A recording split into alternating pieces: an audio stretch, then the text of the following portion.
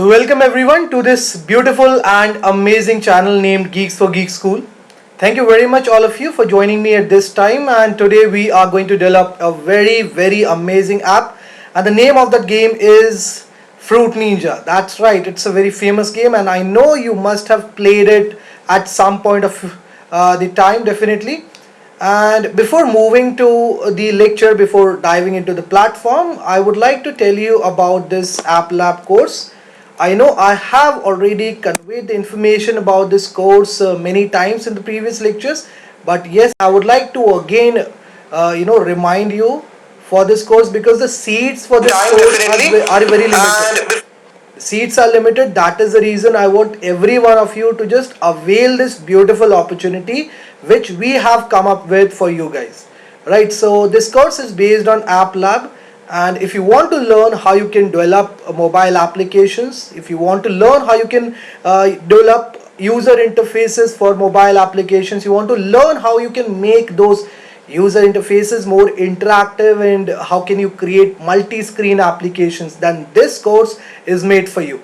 Right, this course has many features. We are going to provide you lots and lots of information related to mobile app development, and if you want to check out the whole course, you want to check out the syllabus, definitely you can make use of this button which is present on this beautiful web page. Now for visiting this web page, what you can do, you can make use of the URL which is there present in the description section of this video. Definitely you will find it helpful. Now when you'll click on this tab, what is going to happen, automatically a new tab is going to get opened up, to which we have linked this PDF file in which you'll find all the topics that will be covered in this beautiful course. Right, so these are the 18 topics that we will be covering, and we'll start right from the scratch. So you don't have to worry about anything, that even if you do not know about mobile app development, even if you don't know a single thing about mobile app development, it doesn't matter. We are going to give you the best of the best teachings, and definitely it is going to improve your skills at every level. You are going to improve at your coding level, it is going to improve you, it is going to enhance your designing skills, your creative power, and definitely your visualization power also is going to get empowered with this course. Right, so if you want, you guys can go ahead and take the opportunity to be a part of the classes we are giving for this course. And the best feature, the best part of this course is it is very much affordable. Right, and if you want to get a very good discount on the total course fee, definitely you can do that also. In the description section, I have provided a promo code that you can use and get a very good discount on the total course fee. Right, so just book your seats, avail the course and get started. Now, if suppose you have already done App Lab, you know most of the things about mobile app development, and you want to learn something of a high level, then Geeks for Geeks is the one stop for all, each and everything. We are into data science, we are into this artificial intelligence, we are into mobile app development, we are into website development, we are into everything related to technology. Even if you want to learn robotics, we are there to help you guys out. Right, so you guys can check out all the courses which we offer on our main website. Just visit it today, check out the courses, and if you find anything interesting, anything appealing, you can get in touch with one of our executives, and they are there to help you guys out 24/7. Right, so just pick up your phone, dial the number and get the relevant information. Right, so let's now move to the platform. So we are going to develop the famous Fruit Ninja game today in the App Lab. For that, the first thing we have to do is we have to access the Scratch platform, of course. So that's the way we generally do it. So scratch.mit.edu is the site which you can access directly also. If you'll put this URL in the URL part of the browser, it will redirect you on this beautiful website. Now from here you can get yourself redirected to the Scratch environment where you can define the sprites, you can code them, you can do whatever you want to for creating a beautiful and an appealing app or game, right? So that's the environment, and I don't want this sprite for now, so I'm eliminating it. So how can we do that? We simply have to click on this bin button and it will go away. Right now the first thing that we require is a Fruit Ninja type of background. So from where can we get it? We need to come on Google definitely. From here we can just put Fruit Ninja. We have to put this Fruit Ninja, then background. I think with this we'll be able to find a couple of beautiful options. Yes, we have many beautiful options over here. Let me see which one will look more good. Okay, so I'm searching for something dark right now which can give an appealing look to our, to our game. So how about this one will work. I think this should work. It's looking great, and this one is looking much better, right? Let's use this one. Let's go for this one. So I need to save the image with a unique name first, and after that I think I'll be able to import it. So back, that's the name with which I'm saving this image, and for getting it on my Scratch playground I have to which option can I make use of? Let me just check it out. So I don't want to import it as a sprite, I want to import it as a backdrop only. So that's the option, choose a backdrop, sorry, not choose the backdrop, it is upload backdrop, which you can make use of for uploading the image that we just saved on the desktop. So I think that's the one. Yep. So once you're done with selecting the image and you'll hit the open button, automatically you'll see it over here. Now I would first like to convert it into the vector form so that I can change the dimensions of this image. So that's the select tool with which I can do it. Yes, now it is looking perfectly fine, and I need to change the dimensions in such a way that it can cover the entire playground, right? So that's how we can do it. Yeah, much better. Now if I'll come on the coding part, and if I'll enlarge the entire screen by clicking on this button, so that's how it is going to look like. It's looking marvelous right now. It's actually looking very much real, right? The way we see the background of in real Fruit Ninja game, the same way it is also looking right now. Okay, now the next thing that comes is the sprites, the different sprites that we have to define. So we'll be using 3 different fruit sprite. From where can we get it? We can come down over here and we can, I think, make use of the sprites present in the sprites library of Scratch. Let's check out if we can get some relevant sprites from here. Okay, so we have this food category. Let's search for the relevant sprites in this. Okay, so we have couple of beautiful images present over here. So we have this strawberry. Okay, we have this orange. No, this will not work. I think this apple will work, right? We can take this apple, we can take this orange. If you want, you can take this watermelon also. Yeah, it's also looking nice, but we'll be using these 3: apple, banana and orange. I think that will be these 3 will be good options. Let's select apple first. Okay, so that's how it is going to look like, and it's looking very real right now. It's looking amazing. Let's come on this costume section. So what we have to do, this is going to be the first sprite. Now let me create the duplicate of this, and here we can make use of this eraser tool, and I would like to reduce the width of this to, I think 10 will be fine. I would like to cut it in between, somewhere from between I would like to cut it. So that's how we can do it. Great, right?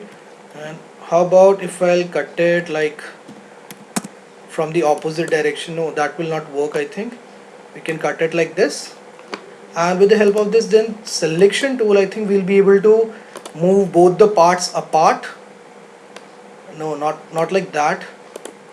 let me just select this and this part. Okay, so with the help, you can, you can press down the shift key and select all the parts of this first part, right? And then you can move everything away like this. So when the apple will be touched, so that's what is going to happen. And I'm putting, sorry, I need to move it here. Right, I think now it's looking fine. Yeah.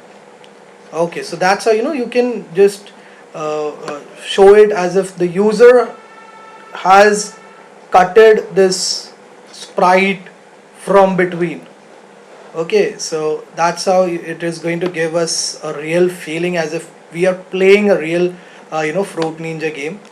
And definitely it is going to look very realistic when we'll see the final product. It is going to look very real to us. And now we have to add some more costumes to it. So again, I think we can make use of this option, choose a costume, and from here we'll be redirected on this sprite scratch. From here, the way we selected apple, in the same way we can select bananas, and automatically it will get added over here. Yes, we can see the bananas over here.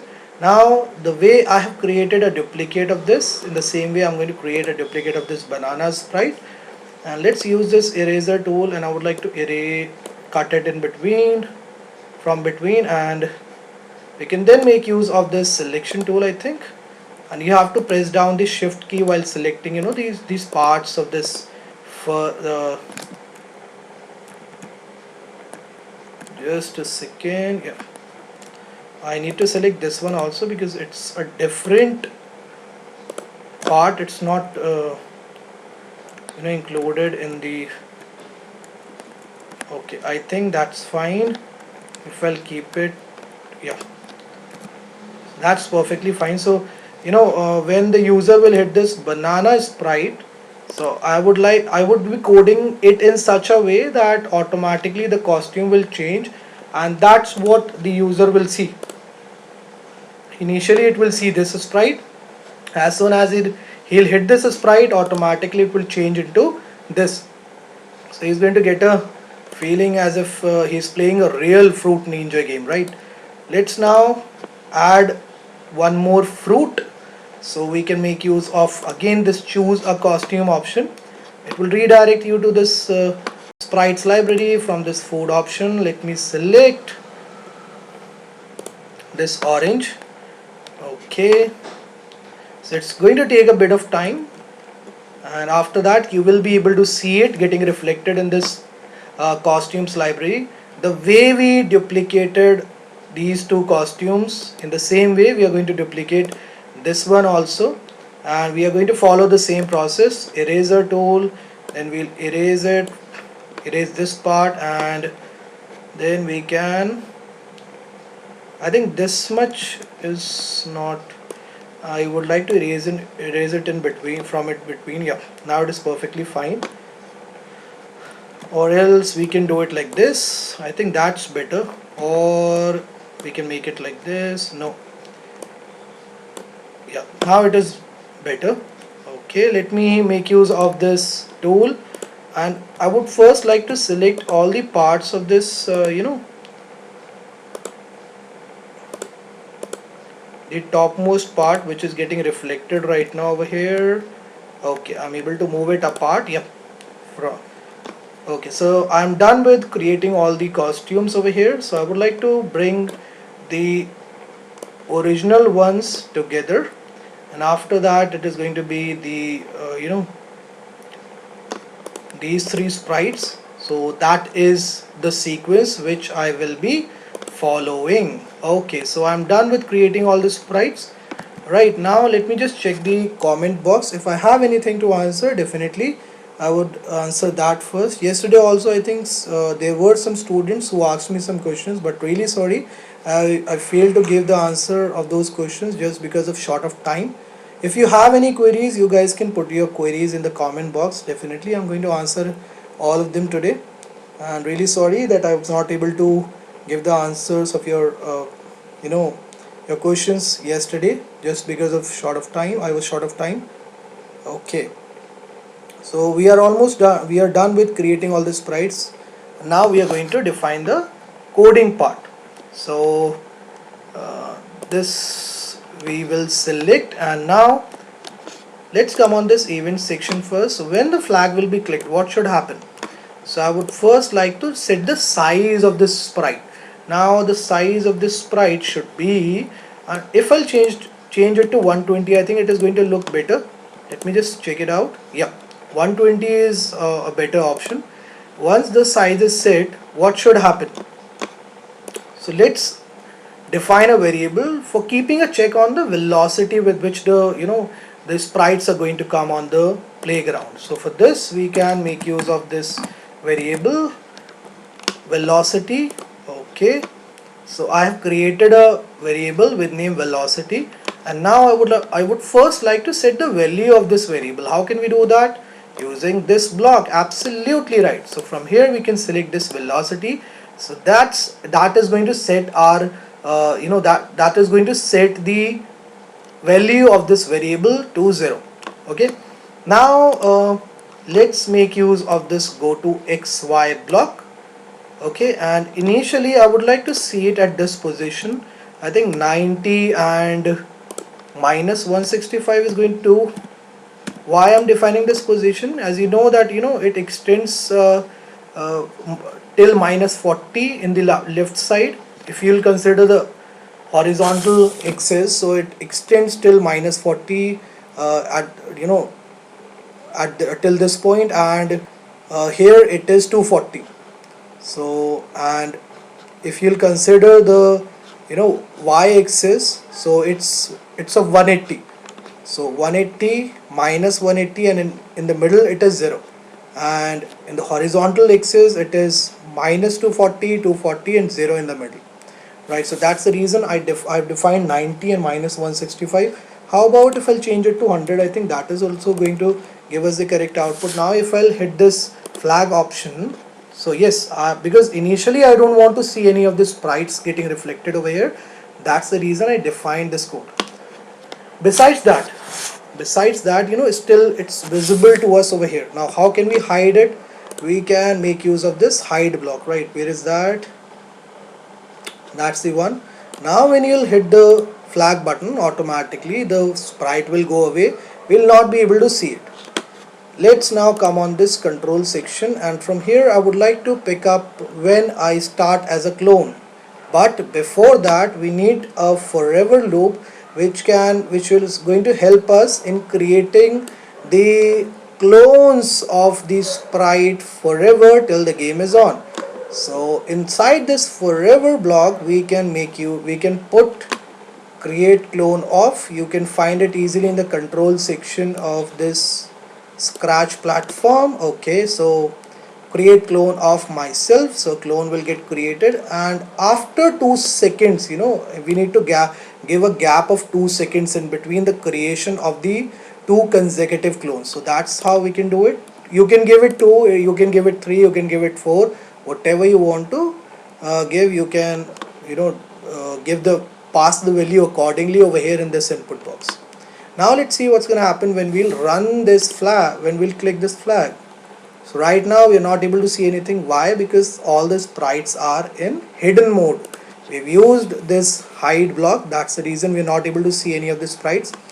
Now when the sprite will start as a clone, what should happen? Let's now define that part. So for that we can make use of this block.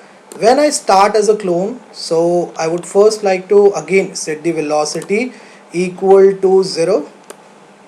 So that it is going to play a very important role in this game, because the sprites will come up and they will we would like to see them automatically go down also. So when so set velocity equal to 0, and after that the costume should automatically change. Now how can we change the costume? That's what we have to define the code for. So I think change the costume we can find in the look section, of course. So change the costume, and where it is, I think switch is going to do, yes, switch costume to. And you know, initially I want to see, I would like the user to see one of these three costumes. So for that we can make use of this pick random block, and from one of the first three costumes the costume will get selected by this platform, and that will be showed to the user. Now let's make use of change y by, because once the costume is changed and we would like that costume to come up, in the upward direction, because right now they all are here at the bottom. So change y by we can make use of for making them move in the upward direction, and here we need to pass a negative value. You know it very well why I have passed minus 175, because it is 180 over here. Absolutely right. Then we can set the value of x to somewhere in between. Let's make use of this pick random block. I think that is going to work, and we can make use of these two things, minus 200 until 200. I think these will work. And after this I would like to show the sprites to the user, because initially they are hidden. So how can we show the sprites? We can make use of show block.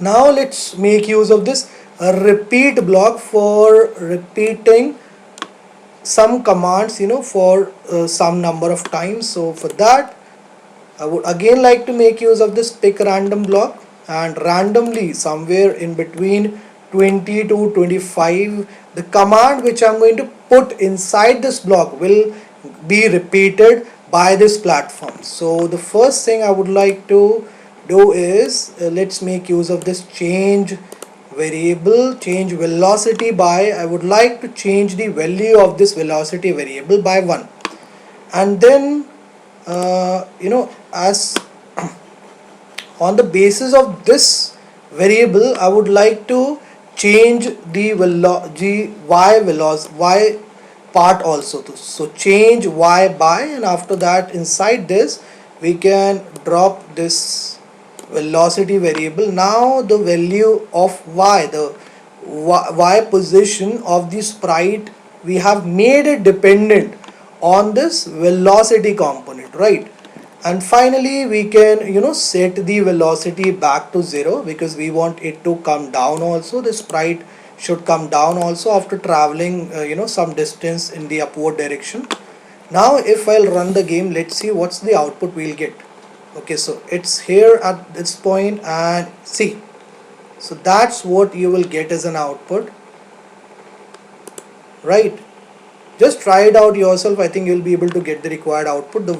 The kind of thing which you are able to see over here, the same thing you'll see when you'll define this code for this sprite over here. Okay, so the clones are getting created, and we are able to see each and every clone. Once it gets created, it will start moving upwards, and it will come till this point or this point,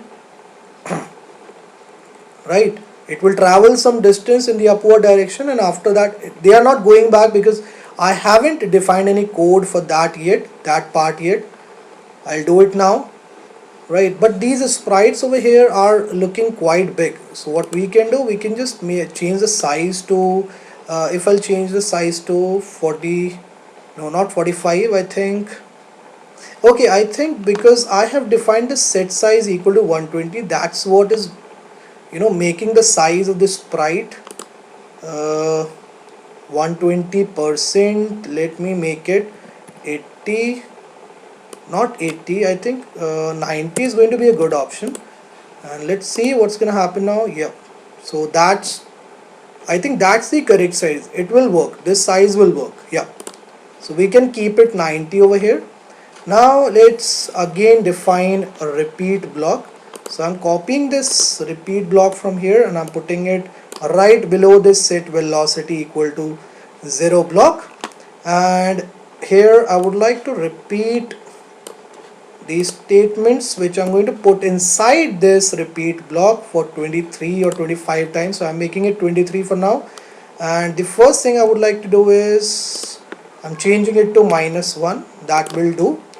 Okay, and that we do not have to make any changes over here for this change y by block. Now if you'll run this game, so that's what you will get. Now the sprites will come up and then they will automatically go down. See, we are getting the required output right now. So why is it so? It's just because of this block which I have defined over here, right? So they are coming up and then they are going down. Now before moving to the next part, let me just see if I have any queries to answer. Definitely I would like to answer those queries first. Okay, I hope you guys are enjoying this lecture.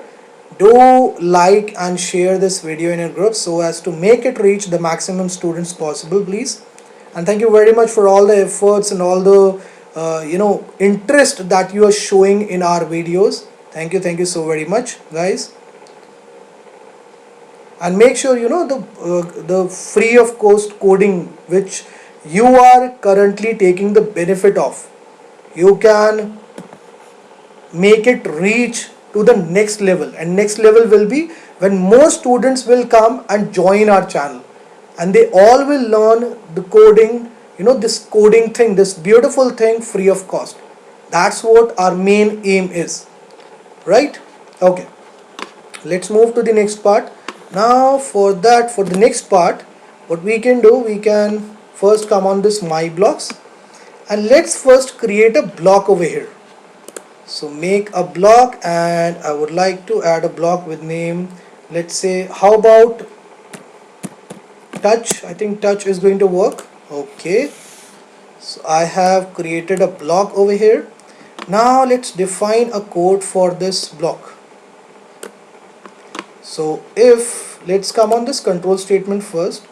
So if then we can come on the sensing part, and if it touches the mouse pointer, if these sprites at any point of time will touch the mouse pointer, then what should happen? That's what I would be defining now here inside this if control statement. So we can first make use of this if inside this if. So it's a nested if control statement that I am making use of. If inside if is known as nested if. So if the costume, first of all we have to check the costume number, right? If it is in between 1 to 3, then we'll switch it to, if it is, suppose if the costume number is 1, so we will switch the costume number to 4, right? Because here on this first number we have, here on this very first in this series we have this complete apple, and then on this fourth one we have an apple which is splitted in two parts.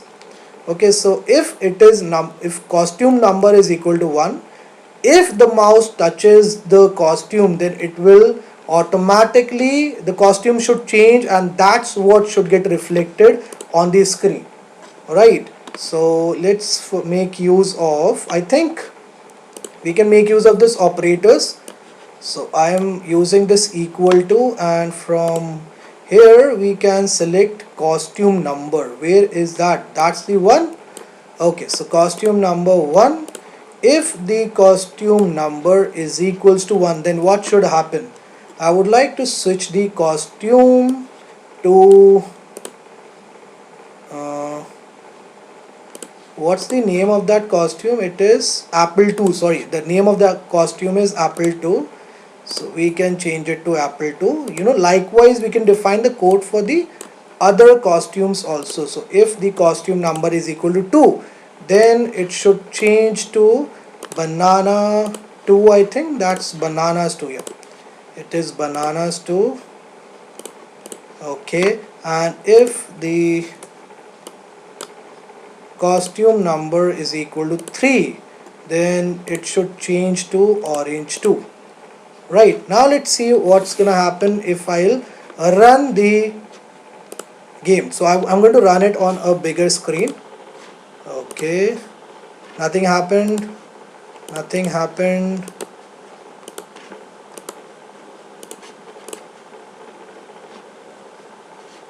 Okay, just a second, I need to check the code one more time. So if touching mouse pointer, now why it's not happening?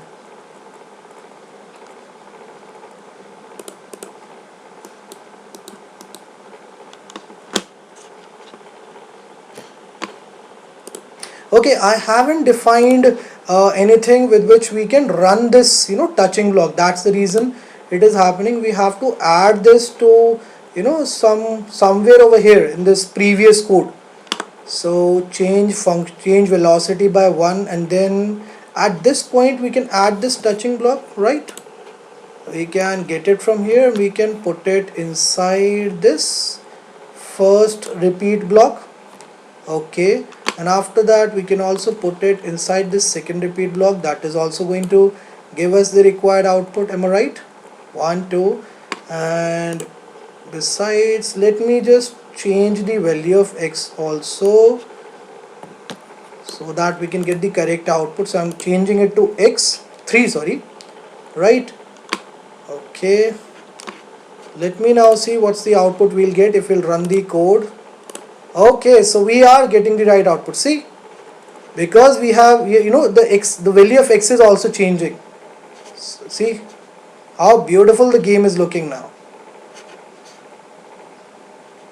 Okay, so I'm getting the output right. It's amazing, it's looking amazing, and I'm able to get the required output. That is amazing. Okay, let me now check the comment section again, so that if there is any queries I can resolve it. Vipalia Uttam, hello dear, I hope you are doing great. Thank you very much for joining me at this time. It means a lot, and do not forget to like and share this video in your group so as to make it reach the maximum students possible. So I am done with defining all the sprites. I'm done with defining all the required codes. Let me now, before ending this lecture, show you the entire code which I've defined now. That's where I started from. So that's the whole code, and I would like to zoom in so that the code can be more visible to you guys. That's the point where I started coding from, and then clones will be created, and these things you have to define for making the sprites go up and then to go down. And then we defined a block with which we are putting a check on the touching part. So that's the whole thing I've defined in the coding workspace. If you want to make it more interactive, you can add some sound to it, where when the mouse pointer touches any of these sprites, automatically a sound should be the user should hear a sound from the background. So that's how you can make it more interactive. Also, if you want to make it more colorful, you can do it. You can do it like this also.